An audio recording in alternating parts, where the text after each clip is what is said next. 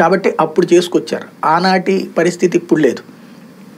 ఇప్పుడు భారతీయ INDA కూటమికి వెళ్తామంటే Telugu Desam party శాశ్వత సమాధి అయిపోవడం. తెలంగాణలో ఏమైంది? కాంగ్రెస్తో జట్టు కట్టిన తెలుగుదేశం పార్టీ శాంతం కనుమరుగైపోయింది. ఇవాళ ఇంకా తెలుగుదేశం పార్టీ మొన్న ఎన్నికల్లో పోటీనే చేయలేదు.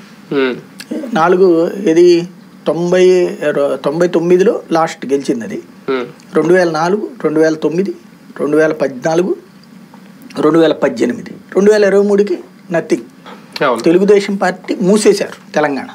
పార్టీ ఏముంది? ఇప్పుడు రేపు ఎంపీ ఎన్నికల్లో కూడా పోటీ చేస్తామని అసలు ఎక్కడ ఎవరన్నా మాట్లాడుతున్నారా? తెలంగాణలో ఎంపీ ఎన్నికలకి పోటీ టికెట్ల కోసం ఆశ్రయిస్తున్నారు అని కానీ అసలు అడిగే కూడా అక్కడ ఉన్నాడా తెలంగాణ ఎంపీకి?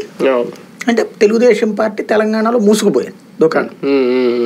అట్లాంటిది ఇప్పుడు ఆంధ్రప్రదేశ్లో వెళ్ళి INDA కూటమిలో చేరడం అంటే ఆత్మహత్య చేసుకోవడమే.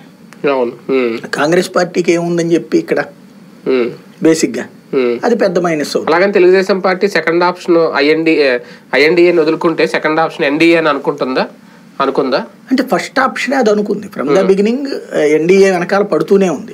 ఎలక్షన్ అయిపోగానే 2019 అవ్వగానే జ్ఞానోదయం అయింది చంద్రబాబు గారికి. అప్పటిదాకా ఆయన ఒక ఊహల ప్రపంచం